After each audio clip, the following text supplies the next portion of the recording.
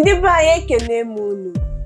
Ibe na ala Igbo enwere ndị nwere akaraka dị iche iche ma na-ejikwa akaraka ha nwere n'ịkwalite ya na ichekwa omenala anyị.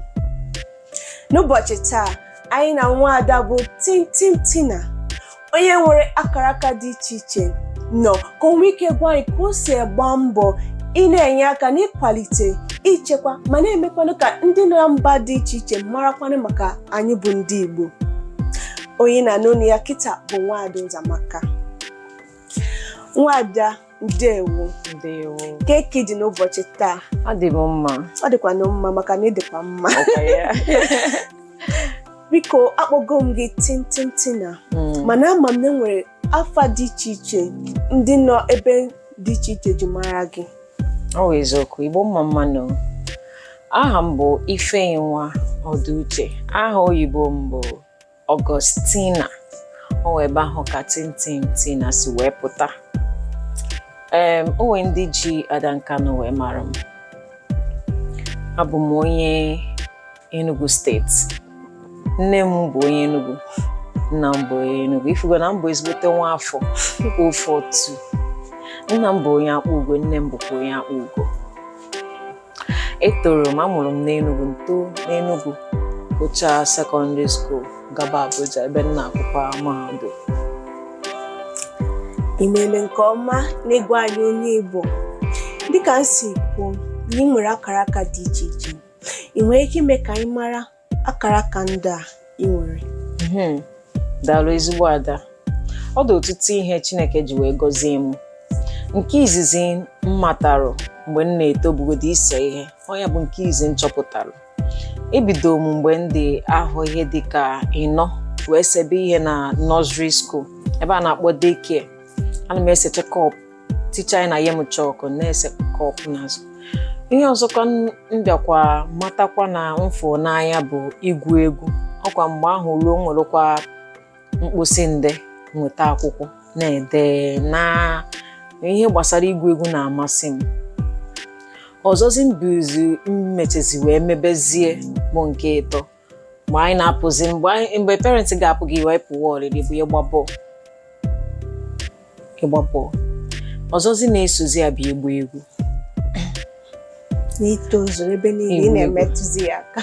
Ka m na-agbazi egwu a na-eto, mfu onye na ọ bụ ife mee m nwee bido rụba akpụ ụkwụ ka m na-arụkwa ya arụpụ ya nke onye na-adịlọ kiefiche nọ na emere ya import nọ bụ ọ bụ ife melụ nwee bido ewede ike nke adịghị ịrụba akpụ ụkwụ by now. Nọ na ịma mgbe ụfọdụ what doesn't kill you make you. Ọ bụ ife melụ nọ ebe anyị bi before. A boy, anyị chọrọ na-eshare slippers ma gị nebo nyiri slippers. Ọ na-eyikwe nke m nyiri slippers ya that day ka m pụọ ọlịlị. Ọ gbakwute m na main road na-alụ m ya mgbalọkpa nkịtị na-achịba azụ. Mana ọ na-eyikwe nke m efufu gị ya. Anyị na-eyikọrịsị ya akpụkwụ nke that day amarozi m ebe o si. Anyị gatego. Mba, agatebe aha ka m nọ na main road n'iru ya dị. Mana I felt the pain. I've never done that to you. I came back home, tukuru jụọ Chineke why. I was like, Maka, why? So, things you try to use against people. Upon need is strong enough, you use that stone and build empire. That made me to like, I must know how to make this shoe. I fell in love. Like I put my mind, outlook, that was it. So imekwere nke ọma maka na ọ dịrị ofele na-eme ihe ndị a dị iche iche. Ahụgo m na ị na-eme ihe ndị a, mana nwere njọrọ ịjụ ọkachasị igwu egwu na ịgba egwu gị, maka na nke ahụ bụ nke ị na-eji emetụta ala Igbo anyị dịka isi eto ma ọ bụkwanụ omenala anyị. Otu si metụta ka isi agụ egwu makwa na ịgba egwu ndị a ọfụma. Asụsụ Igbo amaka. O wee ka ihe esi chọọ ihe express onwe gị n'ide asụsụ Igbo ka onye Igbo ibe gị ghọta ebe isi aga. Ị na-aghọta? O wee mgbe ụfọdụ ijikwe n'English gụọ egwu ọ datọcha ụtọ na ọ bụ na itinyere ya Igbo. in fact onwe dị ka asụsụ ndị be unu no matter ụtọ n'isi wee sụcha nke ndị ọzọ ị ga-eyuzukwe nke unu wee mejọ ma ndị Yoruba na-eme agụgide egwu lonely ya dị tọ etinyekwelo ọ na-atọ ụtọ because egwu ya asụsụ bụ unu ahụ your people will communicate. I nwekwa ike ma nọ na Yoruba mana ifugo o nwere ka ị ga-esi jiri asụsụ ahụ wee gụọ egwu ọtọ ụtọ agbamiso ifugo ya enidoro m enu ya so ihe gbasara mụ Igbo bụ ihe magbulu owu ya. Can you imagine na magbulu Igbo ị na-agụ egwu with oyibo so ịma ịbụ Igbo dị very very important ọ ihe magbulu owu ya. M na-asụkwa na ụwa ọzọ anyị abịakwa atụka m ịbụ Igbo atọ m ịbụ Igbo so dị ụmụaka because na nna agụ egwu ọ na m etinyere Igbo m ya mba adama ebidobere m onye a na-akọ no matter how classy the song is ofu Igbo ya abanyere ya ọ ihe nji wee bụrụ onye Igbo and that represents my culture. Anywhere you go you represent your culture because in the English na-aba ihe ọbụla ha na-eme a na-asụ English so ihe ọbụla m na-eme ị ga-asụ Igbo ga-abata ya. Ndewo n'ime ka anyị mata otu ihe a si metụta gị. Ọzọ m chọkwara ịjụ bụ ịgụwala egwu, ịgbawaga egwu, imekwala ihe ndị ọzọ n'ịkwalite ala Igbo. O nwetụla ka mgbe i bidoro ihe ndị a, o nwetụla ihe mere gị iji wee chọrọ ịgbanwe na ihe ndị ị na-eme? Ịmagoro na ihe a ntụkwara ikwu bụkwa ihe ọtụtụ ụmụ nwaanyị ndị ọzọ fugoro. Ụfọdụ adaghịgokwe na ya, ụfọdụ ekwere ka o chenji obi fa.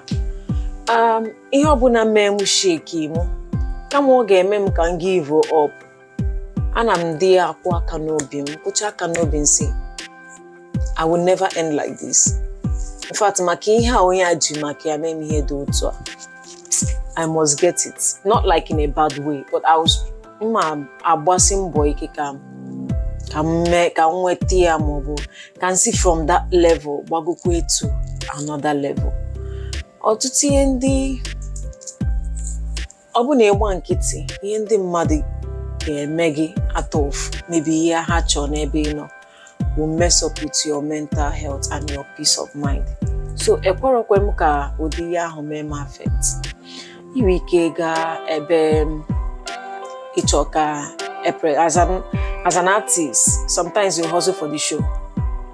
Especially mgbe ahụ na Abuja 2015, mgbe anyị na-aga hustle show, ịmago irute garden MC a na-agwa gị ihe gbasara ka gị na-aje ihe ka gị na-amago isikwu ya mba owebi iwe mbọsọ ọzọ gị na grupu gị bịa ọ ya ekwe onye na-eme m ka m na-ekwu okwe ndị ọzọ mekwa okwe ndị na-ekwete but where is that stage today? If nke ahụ efedi gị ewe ị ga-aghọta m na ihe ndị ahụ ihe ọbụla na-emeta bụ mgbe ọ ga-efedi.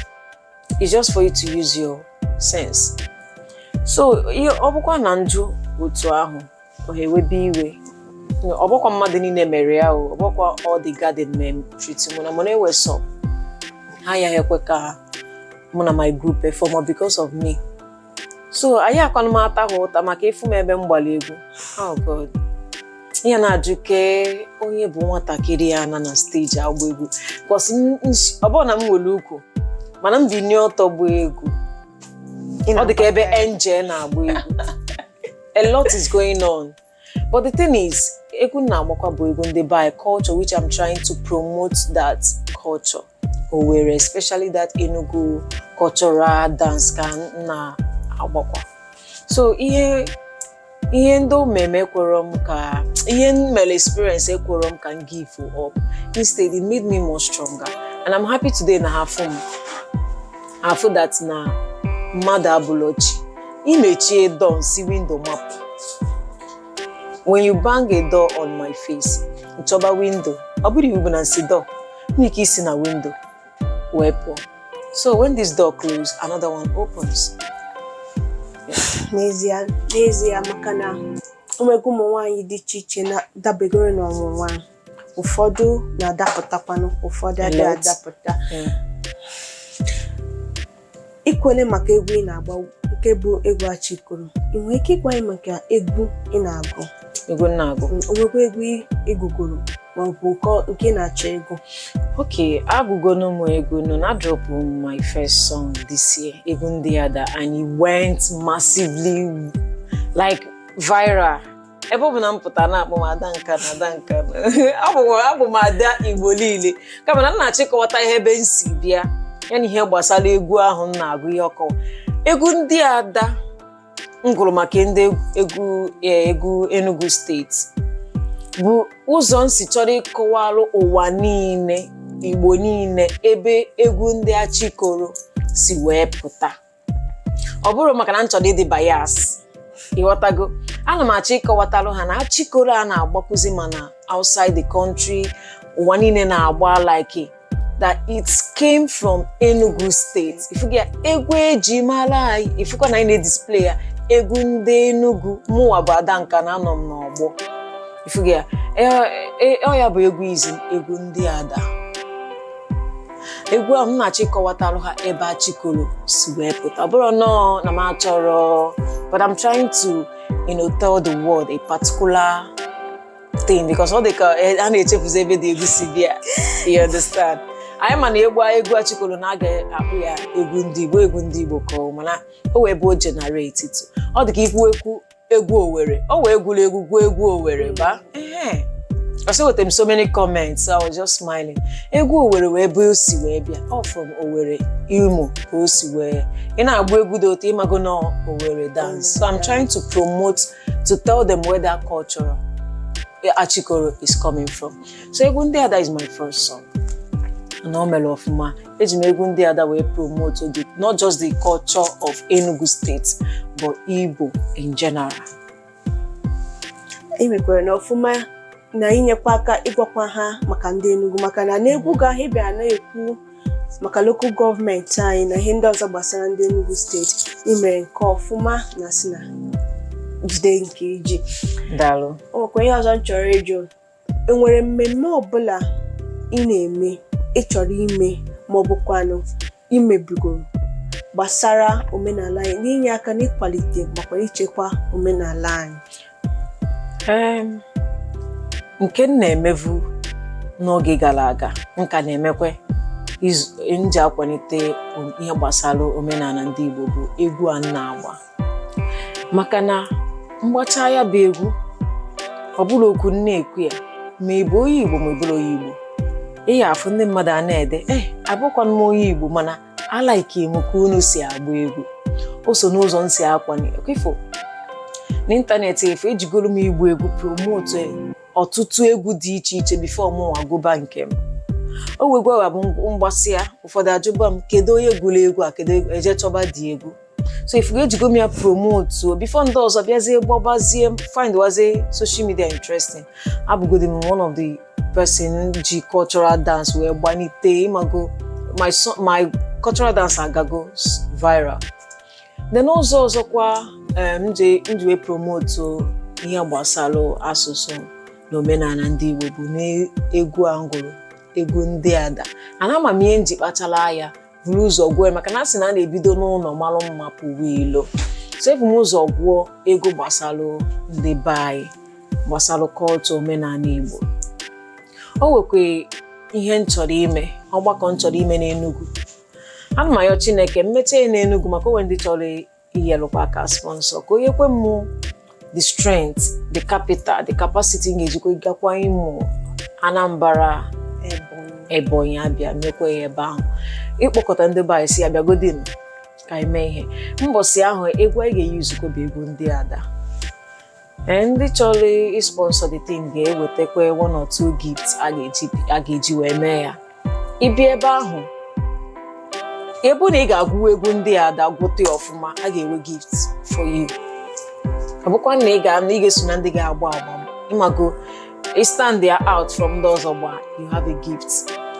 Ọ ụzọ esi akwalite asụsụ omenala Igbo. Ọ bụrụ etielu gị Billie Jean, understand Michael Jackson. Ifu gị ya kama ị ga-eyuzu egwu ndị ọzọ. I use egwu ndị be anyị kwalite show ahụ, the program. So ewekwa egwu ọzọ kan drop yesterday. Egwu ọya gotawo the lyrics. Forget it. Price, there's price for it. There's price. So, yeah, there's price. So ụzọ abụ ụzọ nsị akwalite omenala Igbo. Mmanụ ka nje mụọ nụ egwu ga isi idrọpụ ụnyaahụ. Ka nje mụọ ya maka na mụ akwa price adịkwa m oke mkpa. Ọ dị m oke nwere ihe ọma na-asọ nsọ. Ọ dị m oke mkpa ka nje mụọ ya ka m bịa gụọ. N'ezie na ị na-eme nke ọma, ị na-eme ọfụma. Ọ nwekwa ihe ọzọ m chọrọ ịjụ gị. Mmemme ndị na-eme ke ozi ọ na-akụziri anyị, ke ozi ị na-achọ ịkọwara anyị na mmemme ndị anyị na-eme. Ihe m na-achọ ịkọwa bụ na dịka nwaada Igbo, ịbụ nwaanyị amagbu onwe ya. Ọ bụ ihe m chọrọ prove to the world that na you can be a woman and do a lot of things.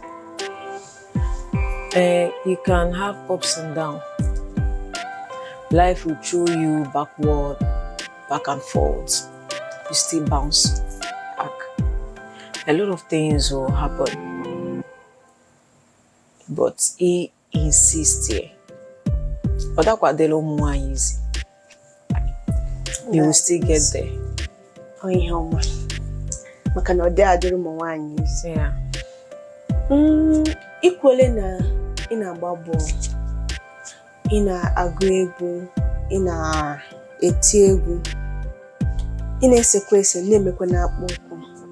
Ka njọ ga ajụjụ n'olu bekee. How do you balance all these things you are doing to fit in your schedules? A lot of people ask me this question. I will always tell them that business is teaching entertainment. This is business, this is entertainment. For example, somebody like Don Jazzy, Kekosia balance here. Somebody like Rihanna, Kekosia balance here. Or somebody anọrọ somewhere na say, actually the truth is that if you want to be great, you cannot do one particular thing. Manada me because I just want to be great. Because no, passion is a gift. I'm not forcing it. My artwork is a gift. Even though na 4 years it's a be. The shoemaking, amulo de miamu, I can just near bidolo beer. Above born easy. Ada kuziro madresa ababo. If you are good, you are good. Can't just be low wear natural because from Ebwana Street I bought one club gawa match. So here wasalo how I manage you now. Oh, we are not what she do. You should do when you get a video. We can shoot to 5 contents in 3 days. We do the other one. May shoot because I want to order from social media enough. Since I demolish my shop, not using a social media na another contract. Man didn't go for wholesale. Or ego nlete na social media na shoe business kanji go moto. Na wage zuko. I brought from shop because once scatter my shop, that shop, I run that shop myself. We'll go out there na roya, I scatter within 1 year. Always say gonji because I know something I may go invest can over from social media can she would gonji go moto. From social media can she would go na buku adameku. I'm an monetization. I do my shoe and my paint business. From social media, I can save take on Ghana. Name things. Now I go school with shoe for nalo. We also nalo. I'm okay now. So that is it. In shoot to content in like 5 contents in 3 days. I'm gonna do the other one rush you. Nobody will pay my bills. All you gotta pay your bills. You have to pay for them. Sometimes on low child the only phone Monday can get on move. Okay, I can get on a day you do for Saturday. Sometimes I lose weight. But the most important thing, but no one ain't see a go. And again, can you get disturbed when never lumber? I need to pay my bills. I need to take care of myself. I need to buy things that I really want for myself. Imagine you go moto, man, yeah, go you moto. I'm okay now, These are the things you need for yourself. So if you go near 3 days with the stress, I will cause a shoot to post to there, post there. So this is how I cope. In Bali. I need the meaning. In Bali, there is a makano easy. In Bali. Mana ya diba. Ya neme oka yeni lede. Dịka isi agụ egwu na-agba egwu. Ịma ihe ndị na-eme ọ na-emetụta ala Igbo, ihe niile na-anọ n'Igbo. Mana ama m na ị nwere ndị na-esonye gị na-abụrọ ndị Igbo. Otu isi esi na-agụ na mahadum na Abuja. O nwere ndị na-abụrọ ndị Igbo n'ebe ahụ. Ke ka isi eme ka ihe niile gbasakwara gị na-emetụkwa ha n'agbanyeghịkwa ihe ị na-eme bụ n'Igbo? Ihe deba mbụ na ihe ọ bụla ị na-eme ya akaba alụ fụ na ị na-influence people with ihe ị na-eme. If they like you, you have to influence them. Ana m agba egwu bụrụkwa choreography. Ọgwụ a ga-eme mmadụ ọfụ ihe ị na-eme n'anya. Ọgwụ a ga-eme mmadụ ọ like ihe ahụ ị na-eme. Mgbasi egwu, ifu m ebe mgbali egwu, ị nidiri ịbụ onye Igbo. You will love me. You will fall in love. Agbasi m egwu ebe mgbasili egwu, one Yoruba woman say, "Kai, collect this girl number for me." She invited me to her school na Abuja. It's a rich man kids school. Ebe a na-akụ millions of money. So I want you to teach these kids how to do that dance and forget Igbalo. I taught them. In fact, I'm the best choreography however that year. I am the best because my performance is top notch. Even Anna Kuzilufa and the woman Anabia supervise. So supervise and came before the day of the program, the end of the year party, Hanemena school. So this one will be the last. Even I came with the last, but top notch. If you see how these kids, how I influence them, because it's passion, I'm not doing it for not just for money, even that of an ego, but it's for the love I have for cultural music and dance. If you see the way I influence them to do that dance so good, even in their state and their village, they dance Igbo dance. I mean Hausa and Yoruba, another tribe, so well that the woman was clapping for me every time she would invite me to teach the kids. If not that, some of them had like a post to kids on social media. Hey, they don't come there and do video. I would have been promoted. Yeah, you understand. But not all parents are okay with that. And they pay me so good, like she's okay with my teaching. Now, you don't need to be able to like Igbo music. Just like you don't need to be Yoruba to like Yoruba music. Music is spirit. It's a language that you don't need to understand, but you will vibe. You will communicate. So this is my Egundia that you see a lot of people coming to the comment. You make people to love it. The way in fact, the way I push that song, you tell me, oh, that's your 1 million to promote. You see people coming, wow. The energy, like, oh, energy gets in, and people are like, real. Say, man, I love this song. The energy you put in, the effort. I am not Igbo, but I don't download this song. I'm vibing on it. I don't understand what they talk, but I'm enjoying this song. So you make people to love what you are doing. That is where the influence comes in. It's very okay because it's not everybody that have the talent to like be appealing to people that are not even within their tribe. It's a very nice effort. So, get the model in wherever ndị na-ege ntị kịta ka ihe nwere ike gwa ha. Nke onye na-eme ya jisi ike. Otu aka ọ dị njọ ga-adị mma. Ewe back and forth, ewe ups and down, ewe forward and backward. Last year was, in fact, since all my life, I've never been in pain. And if last year, all my life, so only last year I noticed he had a pain, and it really pained me. He had pain me lasted for the whole of 8 to 9 months. that I'm struggling with how to be okay emotionally. And you see, God needed that to happen. You understand? Like, something happened. People I trusted, I loved, treated me so. In fact, they messed me up. God needed that to happen so that I would switch into my music, would come in. And then when that thing happened, I just have to say, Tina, you have to focus on yourself and leave people. I sang that Egundeada. And guess what? This is where this advice comes in. I dropped that song.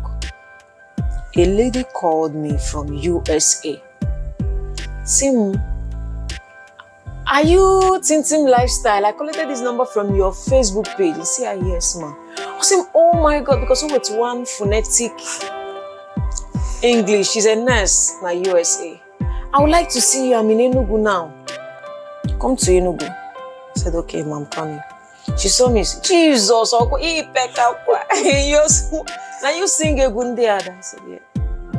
She said, I don't want to miss you. I want you to be part of my mom's burial. I am December. Nudi.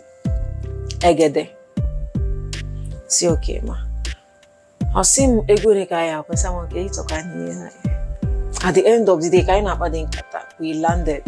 This woman paid me 2 million for burial. She said, I want you to sing a song for Ndudi and also dedicated to Egede's family. If you can deliver this song, Egundeada, and promote, in fact, open our government in which they had there, they're supposed to call you and give you an award because you promoted the culture, the local government, the everything about Enugu State in that song. If you can do this, there is more about you. I know you can give me a song I will be proud of. The song at the Go Radio. In fact, she told me that the day will get ready and I am Mirisi and I am Potaba. The song is too good. I drop in November. So you see, anything you are doing, focus. Don't give up. Sometimes it's tiring. Don't try to be anyone else. Be yourself. One day, God will just remember you. God will bless you from it. That's one advice. Secondly, is this same Egundeada that somebody called me from outside the country? See, I like your song. I'm from Imo. The person called me from Mexico. What do you want me to do for you? You say, please, give me some money. Me, I don't try. That is where this thing comes from. Do your best and leave the rest. You cannot do everything. Okoko mado. Okoko anumano jekulu wall. Obu osisi. Okoko mado jekulu madibi. I've done my part. I need money too. So okay, like how much? So okay, I can give you so amount. He gave me 300k. Throw a challenge so that people will stream and vibe the song. I threw a challenge. Give me 300k. I did on TikTok and Facebook and so you can imagine that money engage promote Egundeada, and because of that I didn't drop that song. What would have happened? So the advice in there, whether you have it or not, if you hit your ibe, as long as you have, like, as an artist, upgrading the Lego promotion, but go this studio Jaguar. Just be good. The Egundeada was just selling on its own. I have to go to the 300,000 and 300 Madiem. The song is a vibe. People are vibing. Go to TikTok. People are vibing it. Any video of Egundeada and drop, if it's people sharing, streaming, commenting. So you're God will bless you from it. And then when they got ups and downs on the way, they got to as a wine. When they got to if God will bless you, in fact, that talent He will lift you up from there. Man, a success start from stages by stages, or there a hit. Yeah. The buyer and no go ni he wa da kuru menki ge menni. Achara mesige ndewo ni bia na eba no bocheta ime ka ndị mmadụ mara kwanu otu isi enye aka n'ịkwalite ya na ichekwa omenala anyị. Na-asị gị daalụ, jide nke iji ka nsọ ka ndị be anyị, jide nke iji maka na ị na-eme ọfụma. Ndị be anyị ga-asị gị jide ka iji. Ndị nka jide ka iji. Ọ bụrụ na ị na-ege anyị ntị n'ụbọchị taa, na-asịkwa gị na gị biko unu anụgo na asụsụ Igbo na-anazụ ana, biko nyere aka, onye ọbụla ị na-eme nyere aka n'ịkwalite ya na ichekwa omenala anyị. Anyị a bụ ndị Igbo, nwere ndị ọzọ bụ ndị Igbo, ka anyị na-emekwa n'ọfụma n'omenala anyị. Onye nụkwa n'olu ya bụkwa na Nwaada Ụzọamaka. Echefukwala isonyekwa anyị na ebe ọbụla ịfụrụ Voice of the East. Ka ọ dị na mgbe ọzọ.